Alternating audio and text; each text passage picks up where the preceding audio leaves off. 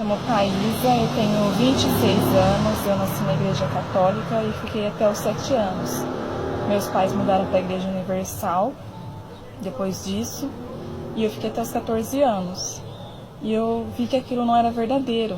Eu falei, vou para uma outra igreja. E aí eu conheci a Igreja Metodista e fiquei até os 19. Porém, eu saí também.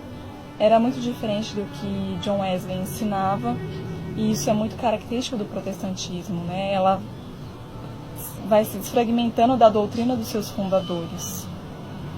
E eu fiquei 5 anos desigrejada, desiludida com as igrejas. Eu já buscava uma verdade, eu não sabia onde ela estava, mas eu já buscava.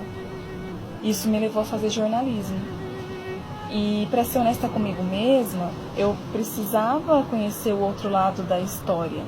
Esse é o maior princípio, né, da formação. A verdade a qualquer custo. E eu falei, eu preciso voltar para alguma igreja séria. E aí eu voltei para a Igreja Batista, de linha reformada calvinista, que é, das opções protestantes, a mais séria, a mais culta e a que não ignora totalmente os pais da igreja. As demais, elas ignoram totalmente. E ali eu tive novamente contato com o catolicismo, estudando os pais da igreja. E os livros que eu lia reformado, eles sempre usavam como base, como fonte, os pais da igreja. Então eu falava, eu vou direto na fonte, né? E aí começou a minha investigação. E cada vez mais parecia que o catolicismo era verdadeiro.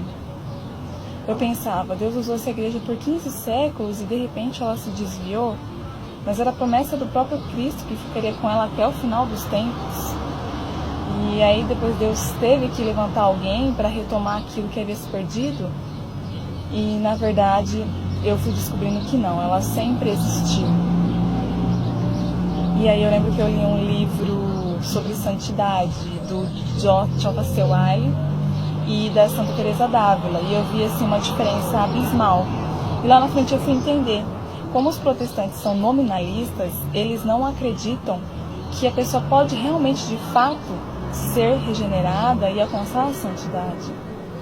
Então eles acreditam na imputação da justiça de Cristo. Então é a mesma coisa que a sujeira permanece ali e é apenas um tapete jogado em cima de você, mas você continua sujo. E na visão católica não, você realmente é regenerado e você pode alcançar a santidade. E isso se comprova pelos frutos, né? Pelos frutos a gente conhece a árvore. É só você ler a vida dos santos, os mártires, os doutores, os pais da igreja, que você vai ver que eram vidas assim, excelentes, cheias de virtudes. E isso você não acha no protestantismo. E outra coisa assim, que foi fundamental para mim foi a questão da autoridade. Eu pensava, se Deus não tivesse deixado uma única autoridade, a Bíblia vira mãe de todas as heresias, que é o que nós temos hoje. Cada um crê no que quer, da forma que quer, e para eles está tudo certo. É uma anarquia, é uma confusão sem fim, é como se fosse uma torre de Babel, ninguém chega à mesma conclusão. A verdade foi uma só, a revelação foi uma, a Bíblia é uma, Deus é um só. E como que ele revela coisas diferentes para cada pessoa, para cada um? Ele não nos deixaria a gente nessa confusão, nessa divisão que existe. E aí eu pensei, não, realmente Deus instituiu sim a sua autoridade, a sua igreja. E o outro fator também determinante foi a Eucaristia. Quando eu entendi a Eucaristia, eu chorava, assim, porque eu pensava, como que eu fiquei tanto tempo privada disso? Eu não me conformava. E eu lembro que no último culto que eu participei protestante, eu não conseguia nem participar da ceia, porque aquilo era uma mentira, era tudo simbólico, né? Tudo ali é simbólico. A santidade é simbólica, não passa de ser um bom cristão. A ceia também. E aí eu já não conseguia mais ficar naquela mentira, naquela inverdade. E eu pensava, eu preciso abraçar a fé. E aí foi quando eu pensei, não, eu vou voltar para onde eu nunca deveria ter saído. Então a Eucaristia, a unidade e a autoridade foram assim determinantes para mim. Tem uma frase de Santo Ambrósio que diz: não é o homem que encontra a verdade, mas a verdade que encontra o homem. E foi justamente isso que aconteceu comigo. Eu já buscava essa verdade, eu não sabia onde ela estava, mas eu estava disposta a abraçá-la, independente do que ela fosse, de onde ela estivesse, mesmo que ela me ferisse, mesmo que ela me machucasse.